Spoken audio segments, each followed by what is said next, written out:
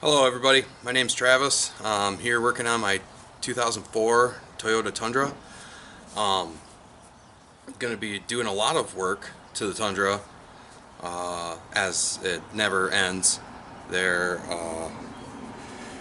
quite a few issues with the frame and the rust on these old trucks. Mine's a rust bucket, and I'm not a welder, but I have a welder, so it's fun. I have a lot of fun learning. Welded up my own exhaust this last winter, and kept doing a bunch of work to the truck. And I realized that I use the forums, I use YouTube all the time for all kinds of information and how-tos, and just to kind of build my confidence about doing a lot of work. And so then I figured I'd get myself a camera, start recording myself, and throw it on YouTube so I can help everybody else out. So I am a lot of front end work on the Tundra. Let's get a shot at it real quick. '04 green, 4-door. I love this truck. I bought it from a guy 4 years ago for about $7,500 with just over 200,000 miles on it. He had done the oil changes every 3,000 miles at the local oil change place. So when I checked the dipstick, I thought he was lying to me that he'd already put like 2,000 miles on the oil because it looked like brand new oil. After I got it, I swapped it over to full synthetic oil, and every 3,000, 5,000 miles, you go check that oil dipstick, and it looks like brand new oil at 250,000 miles. So that's what sold me. I knew these trucks had the record for going million miles, so I feel luckily I got the last model year before they did variable valve timing. So I think it's just a more robust engine. Yeah, they got some more horsepower and stuff out of the variable valve timing 2005, 2006 4.7s, but I definitely like this one. I don't think you can tune it. I don't think you can do anything special like that on it. So just an old girl. Recently went up north last fall and blew the rear shock strut out of the mount in the back, so the top of the shock was hitting the bed of the truck. That was cool. Welded up that and got some Bilstein 5100s in the rear. It's definitely made a big difference because those shocks were blown that I had for many years. When I first got the truck, I did a bunch of brake work to it. Had this weird adjuster in the back that would divert more brake fluid when you had more load in the back of the truck. Well, the arm was like $200 from Toyota. The actuator I found on Amazon for like $30. More like a valve than an actuator, but I bypassed that, ran new brake lines, had to convert a bunch of stuff, get back to M10, got it hooked up in the rear, bled them, and it works. I just want brake fluid going to the rear, so I gotta change another brake line. That's on the list. Rack and pinion work.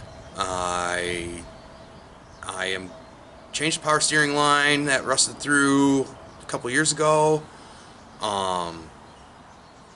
But I have another line I'm going to replace. And the bushings, all the bushings are shot. So I'm going to change the polyurethane bushings. It's my first time messing with polyurethane, so I did some research behind trying to find the correct lubricant for those. Also getting the correct grease for the rack itself. The boots have been blown off of the inner tie rod ends for quite a while. I had some noise this winter, and I just greased it up, and now we're going to do some more work. Tie rod ends are going to be included with that. I'm not going to do inner tie rods. I think those are solid, but I did have some slop in the rack and pinion, and I can show you what I did for the adjustment to tighten that up a little bit, because I did think my inner tie rod end was shot, but it just turns out that there's a spring adjuster to put pressure on the rack itself, and that seemed to do the trick for me. There was no more movement when I was checking that joint. Front shocks, I'm going to keep the stock springs. Not sure how that's going to affect rideability, because I'm thinking about putting the Bilstein 5100s at like the third or fourth knock, and with the stock springs, keeping the stock upper control arms. Just because I'm just trying to get trying to work out a vibration actually, which I think is actually in the drums itself in the rear. But the front end needs a little bit of love with the inner tie rod boots are shot, the bushings are shot, the tie rod ends are still okay, but the rubber boots are torn and grease is coming out of those.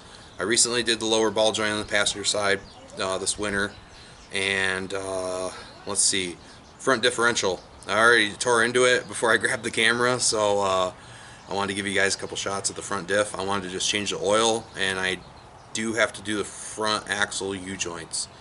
So front diff fluid change, U-joints for the front axle, just a little bit of slop I noticed in the U-joints, so I'm going to go ahead and change that out. Not that it spins all the time. I quite often do some refurb work on the actuator on the transfer case. That one's gave me some issues. I had to go in and clean out the front one here before winter. I got the four-wheel drive working again. So then the rack and pinion bushings, the tie rod ends, the inner tie rod boots, and then the front shocks. Let me see. The sway bar. Yep, sway bar bushings and links. So, sorry for cutting my head off the top of this video. Still getting used to the camera. Still getting used to shooting YouTube. And maybe I'll shave up for the next video. Nah. Yeah, so I will I'll get a shot underneath the truck and show you guys what I'm working with here.